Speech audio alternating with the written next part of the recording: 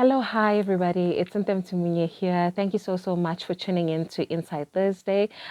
Today it is a bit late, but thank you so much. We have had some technical difficulties, but here we are. It's Inside Thursday, and as promised, this season I'm focusing on my sellers regarding their home and how to get it sold in the quickest period of time at the best possible price in their area, right? Yes, so today I'm focusing on pricing, how to correctly price your home.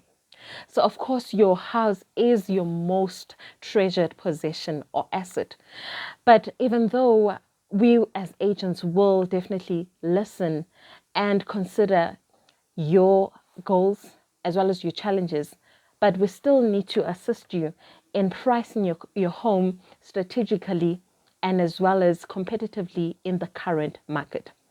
So today, I'm just going to take you through some of the things that actually help to sell a house, and one of the most important of them, which is, of course, pricing.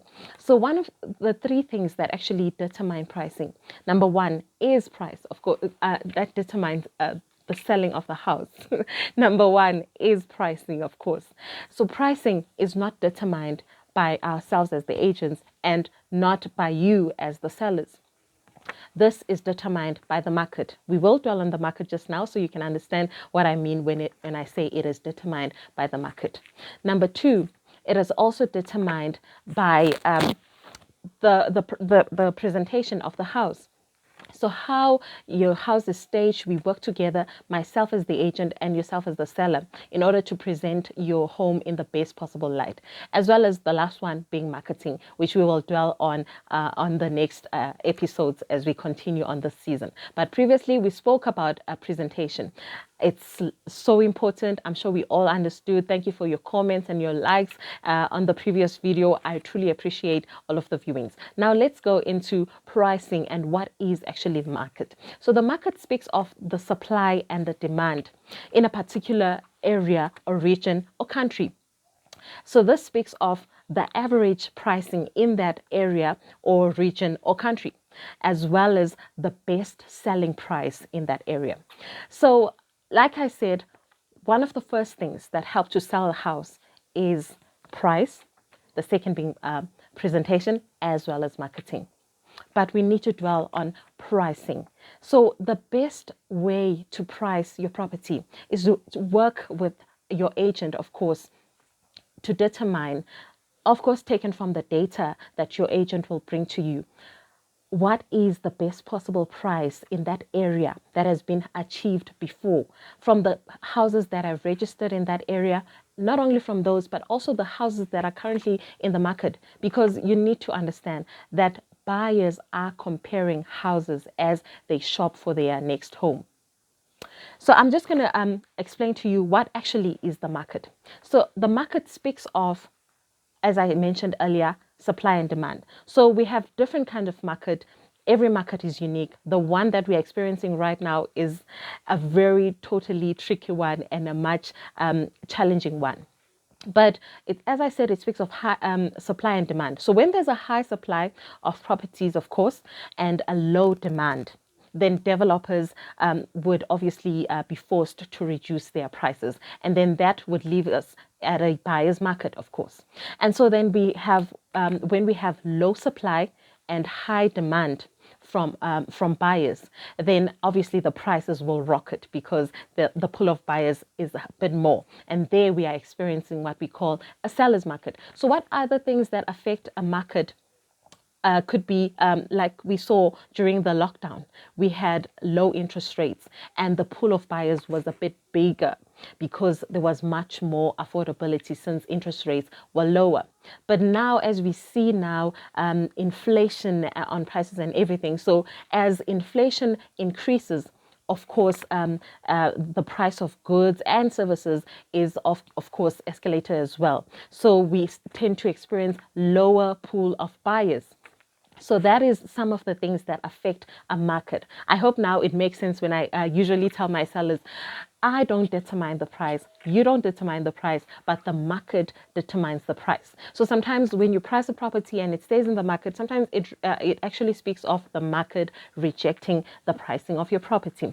So I'm just going to look at my notes because today I wanted it to be more informative and more of kind of a teaching as to say on how pricing is so crucial. So the price is always going to be the main reason a property does or doesn't sell.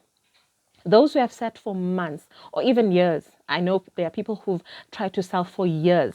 Those people are eventually forced to drop their prices drastically. In fact, research, a survey that has been conducted by F&B household and property sector strategists, found that actually in order for most sellers to sell their property, they've had to drop their prices first in order to have that sale. So why list it at an unrealistic price from the first place? Why not work together with your agent to find out the data regarding that area that you live in and find out how at how much are houses being sold in your area, the size of those houses. Look at them, compare them to your house. Do what the buyers are doing, because buyers, I can assure you, they compare houses when they are on a search for property. So you need to carefully examine the property market in the area which you live in. That is essential. Sellers will take a long, hard look at what sort of properties are selling, at what price, are far more likely to sell. The famous phrase that I'm just testing the market, unfortunately, might not work, especially in this tricky market that we're in right now. So selling property is not a game, and nobody should actually take the pricing of their house as a game. It is a very serious thing, and in order for you to sell at the quickest possible time, at the highest best possible price, you need to price competitively. In fact, I have a nice example. This past week, I listed a house on a Tuesday, and on the Thursday, already I had so many inquiries. Like the same day the house went live on the property portals, I had so many inquiries, and Wednesday inquiries, and then I set viewings for the Thursday, which was a public holiday. And I'm telling you, I felt like I had a show day because I had so many buyers coming in through that house to just come and view the house, because it was new on the property portals. Because remember, buyers who are looking in the area where you live already have notifications on that property portal in order to get notified when a new property comes into the market. So the best time to sell your property is in those initial 3 weeks. Those are crucial weeks to get your property sold. So as they see the notification that, wow, there's a new property and it's priced correctly within market value, then they start to come in and book viewings. And that is where we see so many inquiries regarding that property. So I had those viewings on a Thursday, and I'm telling you, I picked up offers and backup offers as well. You know why? Because the house was priced within market value. So it's very crucial to price within market value. So I'm just going to look at a few things on why you should price your home correctly, and then we're going to go into the pitfalls of overpricing, and then we're going to go we're going to drop it there, and we'll just look at, I'm going to take your comments on the comment section for any other questions or queries that you might have regarding pricing, and we will go deeper. As I mentioned, this season, I'd like to truly focus actually on my sellers. So one of the things that helps when you price your property correctly is that it creates a faster sale. Like I just said, now I picked up offers on the second day, which is the third day. Yeah, the third day from the property being live on the property portals, and already there were offers coming in. And maximum exposure during the initial 3 weeks. So when you price your property correctly, there's maximum exposure. Like I said, buyers have notifications with the new properties, for the new properties that come into the property portals in the areas that they are looking for property in. So as they see the property coming in, if it's priced correctly, they are definitely going to book for a viewing. But if it's not, they're just going to say, I'm just going to ignore this one until a few weeks when they've dropped the price. Another thing is you get more exposure to more buyers. As I mentioned, it's a new property. All of them are just seeing this new product that just came into the portal, and everyone is just like clicking on it. The inquiries are coming in, and that is gives you a more likely chance of selling your property quicker. And another thing, marketing period is minimized. Imagine, like I said, the property went onto the market on a Tuesday. Thursday already, I have an offer.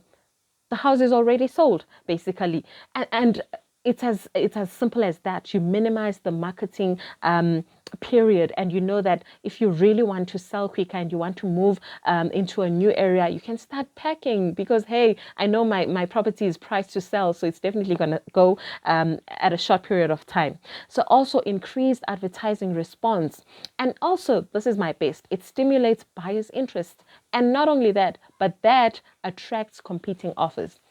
You know, like I said, there's an offer in place. There's also competing offers, and there's other people who also would also like to put in a competitive offer and say, okay, because not only backup offers, you also get competing offers, because you'd get someone who says, I'd like to put up 20,000 more on the list, on the asking price, and you're obviously getting a higher price. Of course, if you've listed on sole mandate, it's most likely on sole mandate, because yeah. But we will dwell on that on the next episode, because next week I'm actually speaking about that important thing, mandates, how to actually market your property, because there's a variety of ways you can market your property. So we will dwell on that next week. So yeah, another thing, less inconvenience.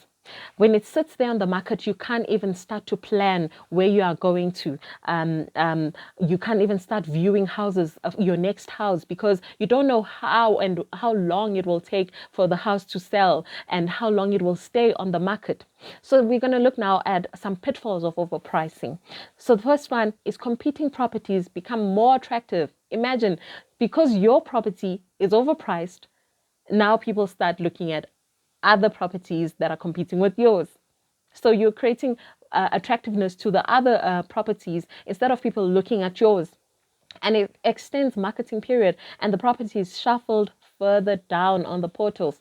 You know that, because as new property comes in, the new properties are listed above and yours goes down, and people start ignoring yours, or it goes on to the second page. So you want it to be at the best, and to remain on the first page on the property portals.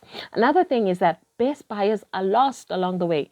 As the property stays on the market, the best buyers are lost, because serious buyers are those who have notifications on the property portals for the latest properties on the market in that area. So those best buyers who are already pre-qualified, who are ready to buy, are lost as they see, no, this one is overpriced. I'm definitely not looking at that one.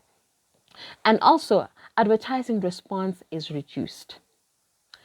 We see this when there's no inquiries.